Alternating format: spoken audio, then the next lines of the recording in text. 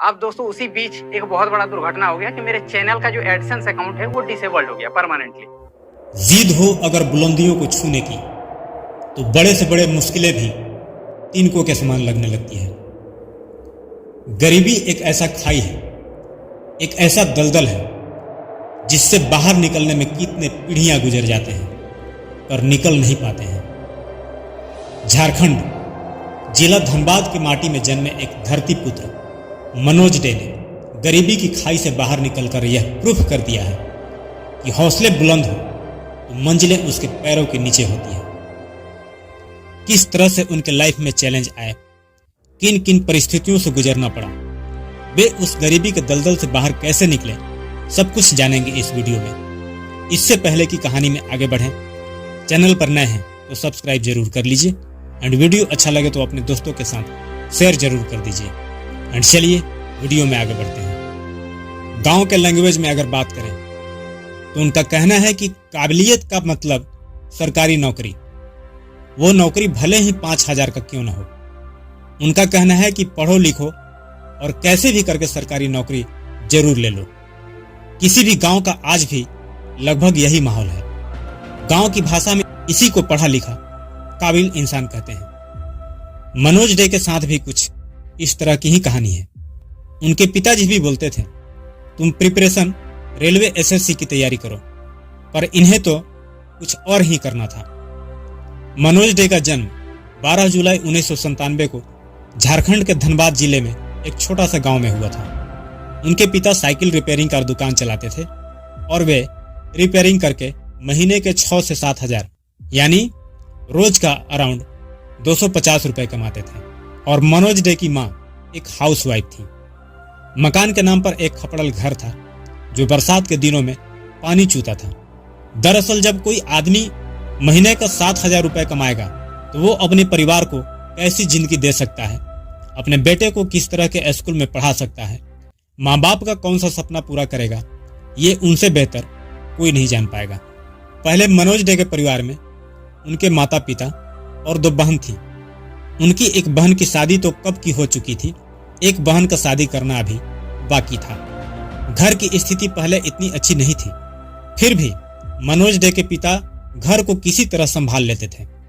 Manoj day जिस बस्ती में रहते थे उस बस्ती में अधिकांश लोग बंगाली, बावरी, गोराई आदि कई जाति के लोग रहते थे। यह आज भी धनबाद के ग्रामीण क्षेत्रों में ही गिनती आते हैं। यहाँ पर इतनी सुविधा उपलब्ध नहीं है, फिर भी यहाँ पर रहने वाले लोग किसी तरह से अपनी आवश्यकताओं को पूरा करते हैं। मनोज ने 12वीं तक की शिक्षा गांव के ही सरकारी स्कूल से प्राप्त की। मनोज पढ़ाई के दौरान ही बच्चों को ट्यूशन पढ़ाने के साथ साथ किसी साइबर कैफे में जॉब किया करते थे। इस तरह से वो अपना पढ़ाई का खर्च निकाल लिया करते थे और इस तरह से उनका जीवन चक्र चल रहा था। जब उन्होंने मैट्रिक अच्छे मार्क्स के साथ पास किया था तब उनके पिता ने खुश होकर जैसे तैसे बहुत मशक्कत के बाद कुछ अपने साला से यानी मनोज डे के मामा से और कुछ अपने भाई यानी मनोज डे के अंकल से पैसा अरेंज करके एक लैपटॉप गिफ्ट किए थे। उस समय मनोज डे वो कंप्यूटर देखकर इतना खुश थे कि उस खुशी को बयां नहीं कर पा रहे थे, पर यह खुशी ज्यादा दिन तक नहीं रह पाई, क्योंकि जब आगे मनोज डे डिप्लोमा या बीटेक करना चाहते थे पर यह सोचकर नहीं कर पाए कि उनके पिताजी के पास उतने पैसे नहीं थे। उस वक्त मनोज डे के पिता ने कहा बेटा आप ITI कर लो। मनोज डे ने भी सोचा चलो ITI कर लेते हैं। तब उनके पिता के पास ITI में एडमिशन कराने के लिए भी पैसे नहीं थे। उस वक्त एडमिशन के लिए 15,000 रुपए लग रहे थे। जब कहीं से अरेंज नहीं हुआ तो पापा का गिफ्ट किया हुआ लैपटॉप बेचकर उन्होंने पास के ही ITI कॉलेज में एडमिशन कराई और 14 किलोमीटर रोज साइकिलिंग करके आना जाना करते थे। मनोज डे का बचपन बहुत ही दुख भरा था, क्योंकि उनके घर में हमेशा पैसों की कमी रहती थी। इसलिए मनोज डे बचपन से ही पैसा कमाने के बारे में सोचते रहते थे। गरीब आदमी को सबसे ज्यादा गरीबी का एहसास तब होता है जब उनके परिवार में कोई बीमार होता है और उन्हें बेहतर इलाज के लिए किसी से कर्ज लेना पड़ता है और उसे लोग कर्ज देने से भी मना कर देते हैं। गरीब आदमी का इज्जत उसके हैसियत से नापा जाता है और गरीब परिवार को जब रोजमर्रे का सामना करना पड़ता है और जब हर जगह जलील होना पड़ता है, उस वक्त जो घुटन होती है वो असहनीय होती है। उस वक्त उसके मन में दो थॉट्स आते हैं, एक ये या अपनी किस्मत को कोस कर कि मेरे किस्मत में यही लिखा था, शायद भगवान भी यही चाहते हैं, या दूसरा ये कि आज के बाद मुझे खुद को बदलने के लिए चाहे जो भी करना पड़े करूंगा, पर इस तरह का दरिद्रता भरी जिंदगी से बाहर निकलना है। मनोज के मन मस्तिष्क में ओनली एक ही थॉट्स चल रहे थे कि जिस तरह की जिंदगी मैं जी रहा हूं, आने वाला मेरा जनरेशन को ये दिन देखना न पड़े, मुझे कुछ अलग करना है। नाम, इज्जत, शोहरत, पैसा सब कुछ कमाना है।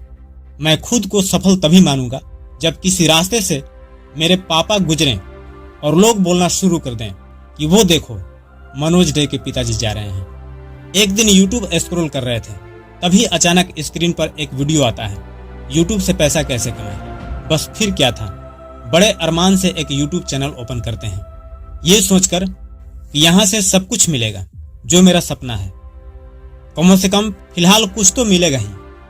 जब इन्होंने चैनल शुरू किया था 2016 में, तब यूट्यूब का कोई क्राइटेरिया नहीं था, ओपनिंग के साथ ही चैनल मोनेटाइज हो जाता था।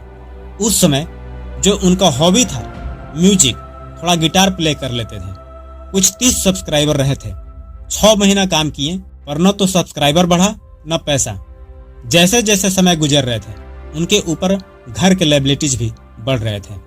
घर से प्रेशर बढ़ रहा था कि अब कुछ करो। तब उस समय मनोज डे डिमोटिवेट होकर चैनल छोड़ दिया। शुरुआती दौर में मनोज डे एक पुराने फोन से वीडियो रिकॉर्ड किया करते थे और यूट्यूब पर वीडियो अपलोड किया करते थे। उन्होंने यूट्यूब पर कई चैनल बनाए और उनमें से एक चैनल टेक्निकल मनोज चैनल का वीडियो वायरल हुआ और यूट्यूब मोनेटाइजेशन ऑन हो गया। लेकिन शायद किस्मत को कुछ और ही मंजूर था। कुछ ही दिन बाद टेक्निकल मनोज चैनल का एडसेंस बंद हो गया, जो मनोज डे के लिए बहुत बड़ा हादसा था, क्योंकि वह काफी समय से इस चैनल पर काम कर रहे थे और अपने परिवार को फाइनेंशियली सपोर्ट देने के लिए मेहनत कर रहे थे। इसी दरमियान आर्थिक तंगी के कारण उन्हें गुजरात जाना पड़ता है। वहां जाकर जब देखा कि 12 घंटा काम और ऊपर से बड़े बड़े मशीन ऑपरेट करना है, इन्होंने देखते ही तय कर लिया ये काम मुझसे नहीं होगा, यहां से कुछ नहीं हो सकता मेरा, और वापसी अपने गांव आते हैं। उस वक्त उनके मन में दो थॉट्स आते हैं, एक ये कि या तो अपनी किस्मत को कोस कर कि मेरे किस्मत में यही लिखा था, शायद भगवान भी यही चाहते थे, या दूसरा ये कि आज के बाद मैं खुद को बदलने के लिए जो भी करना पड़े करूंगा, पर इस तरह के दरिद्रता भरी जिंदगी से बाहर निकलना है। इन्होंने फिर से वही बच्चों को ट्यूशन पढ़ाना और साइबर कैफे ज्वाइन करते हैं और फिर से एक दूसरा चैनल मनोज डे नाम से ओपन करते हैं। इस पर उन्होंने यूट्यूब टिप्स देना शुरू किया, जस्ट लाइक यूट्यूब चैनल कैसे बनाए, थंबनेल कैसे बनाए। पर उस वक्त यूट्यूब का टर्म्स कंडीशन आ गया था कि 1000 सब्सक्राइबर एंड 4000 घंटा वॉच टाइम कंप्लीट करने के बाद ही चैनल मोनेटाइज होगा। इधर उनके पेरेंट्स का प्रेशर कि कुछ करो। मनोज डे पेरेंट्स को ये कहकर समझाते थे कि मुझे यूट्यूब से ही पैसा कमाना है और पैसा आएगा, और उस समय उन्होंने मात्र 4 महीने में ही 1000 सब्सक्राइबर और 4000 घंटा कंप्लीट कर लिया था। जब चैनल मोनेटाइज किया तो वो रिव्यू पर 4 महीने वेटिंग में चला गया।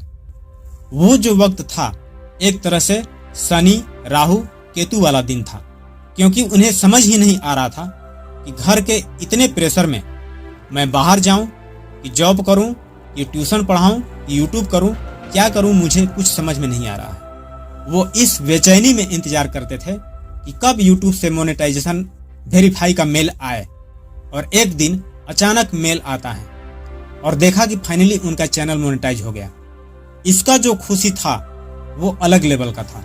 कुछ ही महीनों में इनका चैनल ग्रो होना शुरू हुआ और इनका फर्स्ट पेमेंट 1 महीने में ही जब 14,000 रुपए आया और अपने घर में जब बताया, तब उस वक्त जिसके घर में बस किसी तरह से गुजारा करना पड़ता हो, उनका खुशी किस लेवल का होगा ये अंदाजा आप लगा सकते हैं। और आज मनोज डे एक बहुत बड़ा ब्रांड है। झारखंड के यूथ का ब्रांड एम्बेसडर उन्हें बनाया गया है।